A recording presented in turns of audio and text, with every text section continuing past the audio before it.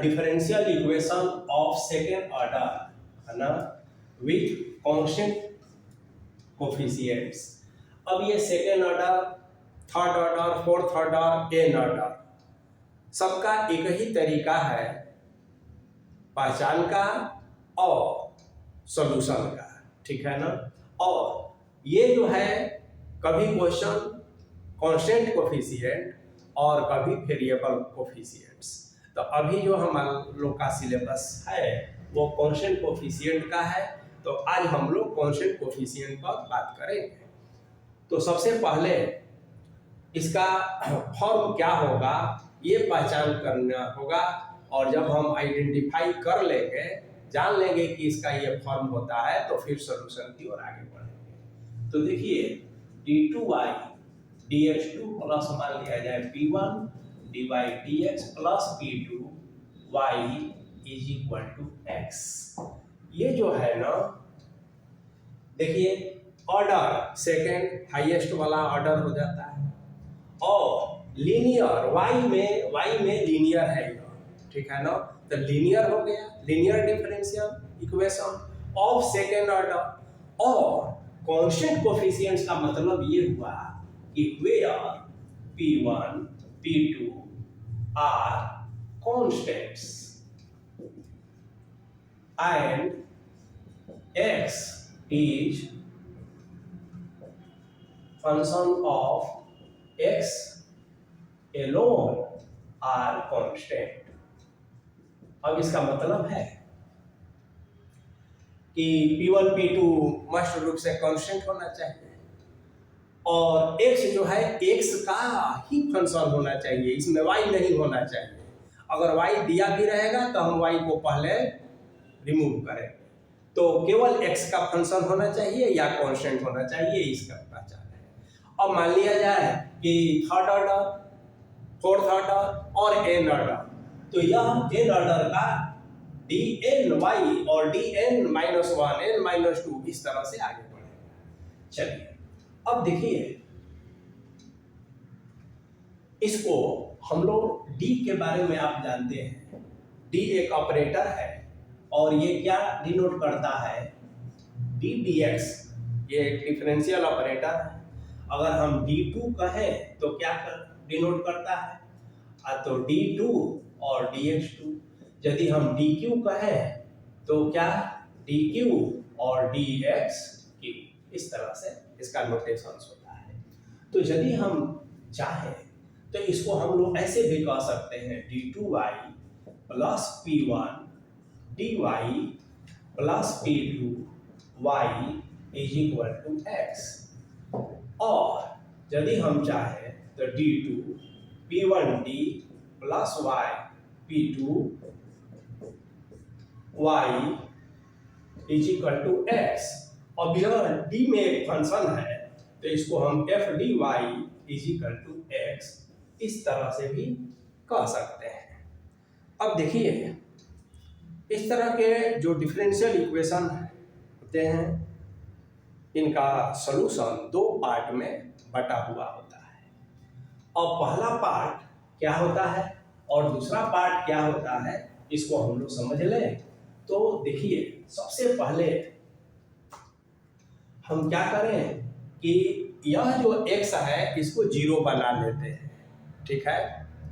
तो जैसे ही इसको जीरो बनाएंगे तो ये हमारा हो जाएगा d2y dx2 p1 dy dx p2y is equal to 0। इसको नंबर हम 2 कह देंगे। अब पहले हम इसका सॉल्यूशन के बारे में सोचेंगे, और इसको खासकर एक्सिलरी इक्वेशन कहा जाता है, AE एक्सिलरी इक्वेशन ऑफ 1। तो 2 को क्या कहा गया, एक्सिलरी इक्वेशन। तो एक्सिलरी इक्वेशन निकालना बड़ा आसान है, केवल x को हटा दीजिए और 0 कह दीजिए। अब जैसे कि हम लोग इसको ऐसे भी डिनोट कर सकते हैं, d स्क्वायर है ना प्लस p1d प्लस p2 और y इज इक्वल टू 0, जैसे वहां किए थे।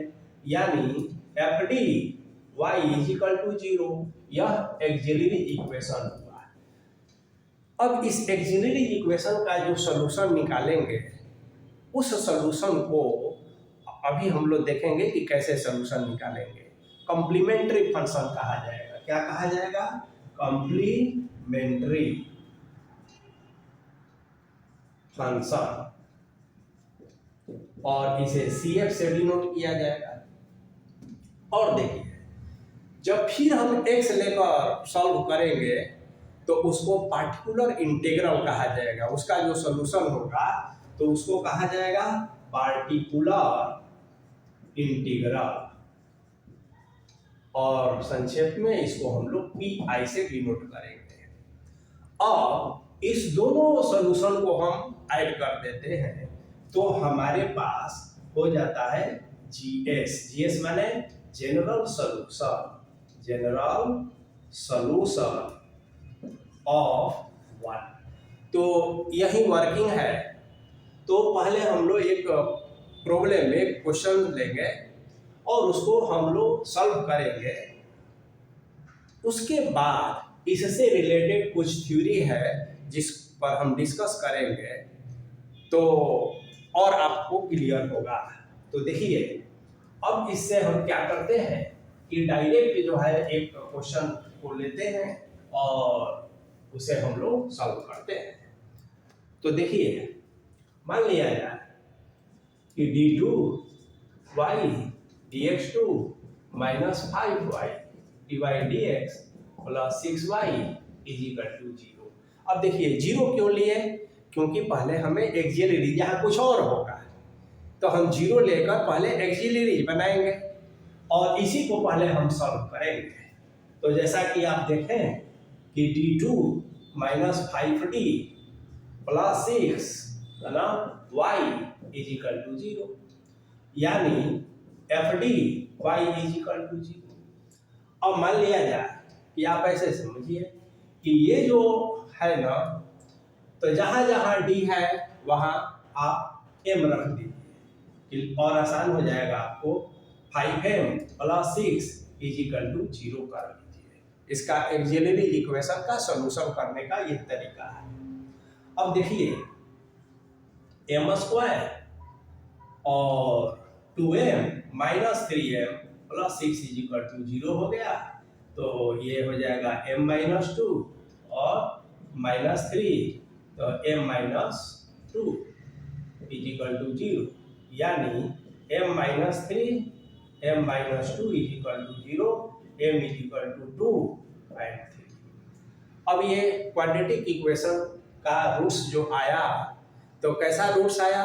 रियल आया और अनइक्वल आया। तो देखिए, अब इसका जो सॉल्यूशन होगा, तो चूंकि सेकेंड ऑर्डर का है तो हमेशा क्वाड्रेटिक ही आएगा, द्विघात। और क्वाड्रेटिक को सॉल्व करेंगे आप तो रूट्स 2 आएंगे। अब अलग अलग केस होगा, रूट्स रियल और अनइक्वल होगा यहाँ पर, और यदि रूट्स रियल और इक्वल हो जाएगा तो उसका सॉल्यूशन लिखने का तरीका और अलग हो जाएगा। अब इसका सॉल्यूशन लिखने का तरीका अलग हो जाएगा। तो देखिए, जैसे मान लिया जाए कि इसका सॉल्यूशन अब कैसे लिखेंगे, यही चीज आप लोगों को थोड़ा देर में हम बताएंगे कि ये सॉल्यूशन, हालांकि डिफरेंशियल इक्वेशन +2 से ही पढ़ते आप लोग आ रहे हैं, तो आप लोगों को पता भी होगा और इस पर आप लोगों ने काफी काम भी किया होगा, तो मैं डायरेक्ट अभी बता रहा हूँ। तो देखिए, तो इसका सॉल्यूशन जिसे कि आप CF के नाम से जानते हैं, लिखने का तरीका ये है कि मान लिया जाए कि इसको आप M1 कहिए और इसको आप M2 कहिए। 2 रूट्स आएगा ना, m का M1 और M2, पार्टिकुलर वैल्यू आएगा, बाद में उसको रख देंगे। तो रूट्स जब रियल और अनइक्वल हो तो उस केस में हम इसको ऐसे लिखेंगे, C1 e का power M1x plus C2 e का पावर M2x, जहां C1 और C2 जो है ना कोई कांस्टेंट है ना। और देखिए, M1 और M2 जो है रूट्स है, जो ये क्वाड्रेटिक आया था, और x तो x है, इसको कोई चेंज नहीं करेंगे। तो ये कॉम्प्लीमेंट्री फंक्शन लिखने का तरीका हुआ। अब ये पार्टिकुलर जो प्रॉब्लम है, इसका कॉम्प्लीमेंट्री फंक्शन आप लिखेंगे सी एक 2 आया है तो 2x प्लस C2 e का पावर 3x, यही हमारा आंसर हो गया। अब देखिए एक दूसरा सवाल मान लिया जाए तो ये स्टैंडर्ड फॉर्म, देखिए इसको हमेशा ध्यान में रखना है, यही इसका कॉम्प्लीमेंट्री फंक्शन का स्टैंडर्ड फॉर्म होता है जब रूट्स रियल और अनइक्वल हो। तो इसको हम लोग प्रूफ भी करके देखेंगे या आप लोग देख चुके होंगे। चलिए अब मान लिया जाए कि एक कोई दूसरा प्रॉब्लम लिया जाए जिसमें कि रूट्स रियल तो हो लेकिन इक्वल नहीं हो। जैसे मान लेते हैं d2x 6d/dx plus 9y = 0 suppose. तो ये हमारा d² 6d plus 9 = 0, that means this हो गया। अब ये 2 3 है ना, 3² हो गया तो मतलब कि m-3 का होल स्क्वायर 0, यानी m = 3, यानी कि 3 और 3 रूट्स रियल हुआ लेकिन यहाँ पर क्या हो गया, दोनों रूट्स इक्वल हो गया। इस केस में हमारा कॉम्प्लीमेंट्री फंक्शन लिखने का तरीका ऐसे हो जाएगा, कांस्टेंट तो दो ही रहेगा है ना, क्योंकि सेकेंड ऑर्डर का है, थर्ड ऑर्डर का होगा थर्ड कांस्टेंट, एन ऑर्डर का रहेगा एन कांस्टेंट, ये आप लोग जानते हैं पहले से। तो C1 C2 और x यहाँ लगा देंगे, ये फॉर्म याद रखना पड़ेगा। और तब e का पावर, चूंकि इसमें m तो बराबर है तो ऐसा होगा। अब इस पार्टिकुलर प्रॉब्लम में इसका CF जो है C1 प्लस C2x और e का पावर यहाँ 3x हो जाएगा, ये हमारा आंसर हो गया। अब देखिए रूट्स अगर रियल न हो तो ऐसा भी संभावना है कि एक यदि आप हल कर रहे हैं, सॉल्व कर रहे हैं और रूट्स जो है तो मान लिया जाए roots are non real conjugate complex. अब इस कंजुगेट कॉम्प्लेक्स का मतलब समझिए, मान लिया जाए कि एक रूट आया है अल्फा प्लस आई बीटा, तो उसका दूसरा रूट अल्फा माइनस आई बीटा, इसी को कहा जाता है कि, और कॉम्प्लेक्स क्वाड्रेटिक इक्वेशन में रूट्स नॉन रियल कब होते हैं, जब डिस्क्रिमिनेंट लेस दैन 0 हो जाता है, ये तो आप लोग जानते हैं। तो यदि कॉम्प्लेक्स रूट्स आया है और वो कंजुगेट है, अब देखिए तो इसको लिखने का तरीका है तो क्या है कि इसका CF लिखने का तरीका ऐसा है कि यहाँ C1 लिखेंगे, e का पावर जैसे वहाँ m1x लिखते थे तो अल्फा प्लस आई बीटा है ना, और x लिख दीजिए, प्लस C2 e का पावर अल्फा माइनस आई बीटा, यहाँ भी x लिख दीजिए, हो गया। और कोई भी प्रॉब्लम हो, जैसे एक क्वेश्चन भी हम देखेंगे, लेकिन थोड़ा इसके फॉर्मेट को हमें और जो है सिंप्लीफाई करने की जरूरत होती है ना। आप इतना भी लिख दीजिए, कोई बात नहीं है, तरीका यही है।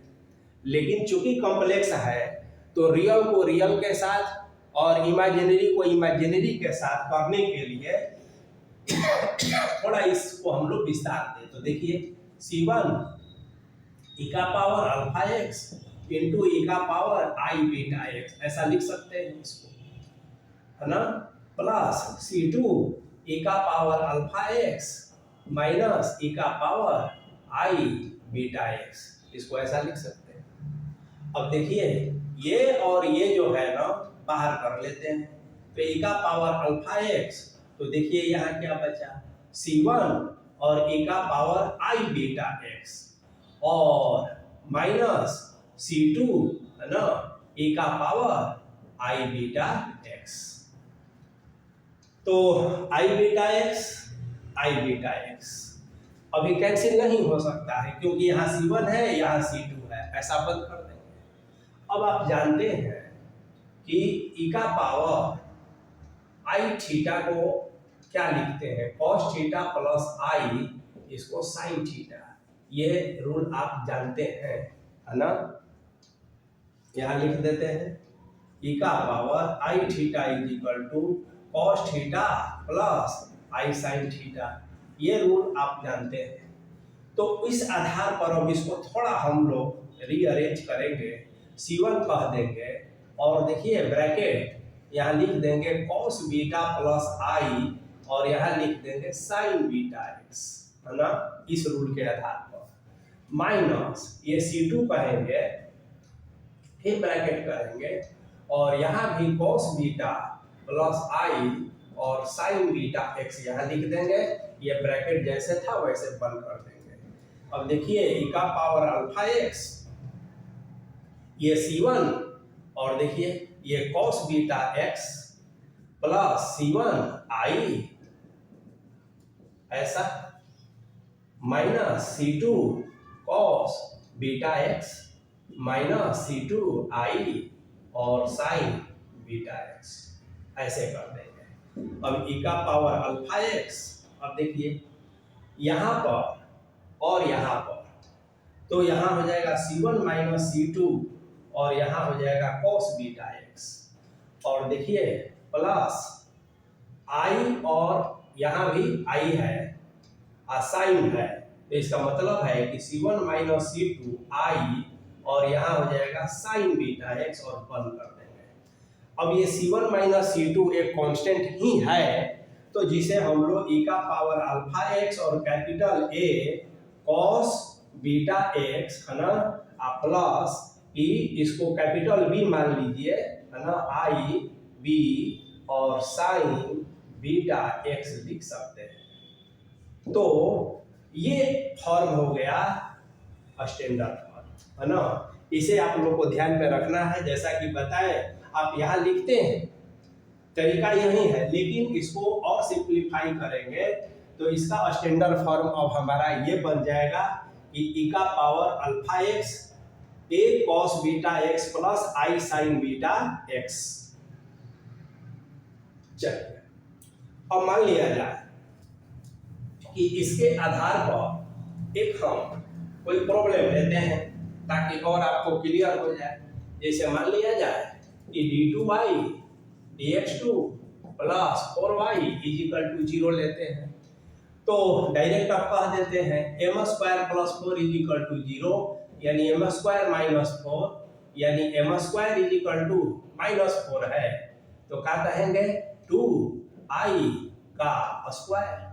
i स्क्वायर माइनस होता है और 2 प्लस होता है, यानी m is equal two plus minus 2i हो गया।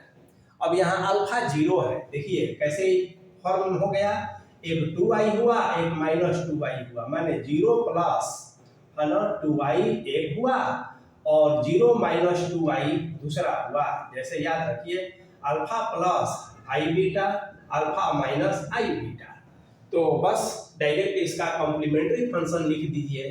तो इस तरह के जो प्रॉब्लम है तो डायरेक्ट कॉम्प्लीमेंट्री याद है कैसे, उसको स्टैंडर्ड फॉर्म ई का पावर अल्फा एक्स, है ना, ए कॉस बीटा एक्स प्लस आई बी साइन बीटा एक्स बंद कर देंगे। अब देखिए ई का पावर अल्फा के जगह पर 0 है तो 0 इंटू एक्स कह दीजिए। कैपिटल ए को कैपिटल ए कहिए, कांस्टेंट है, कॉस बीटा एक्स, तो आई नहीं है इसमें, बीटा के जगह पर क्या है देखिए, तो आई बीटा के जगह पर 2 है तो 2x कह दीजिए, प्लस आई यहाँ कैपिटल बी है और साइन ये 2x हो गया। तो ये हमारा कॉम्प्लीमेंट्री फंक्शन ऐसा निकल गया। अब कम से कम 10 क्वेश्चंस का आप लोग प्रैक्टिस करेंगे, है ना, ताकि कॉम्प्लीमेंट्री फंक्शन में आपको कोई दिक्कत न हो। तो नेक्स्ट क्लास में फिर हम लोग इसके दूसरा जो पार्ट है पार्टिकुलर इंटीग्रल, उसके बारे में बात करेंगे।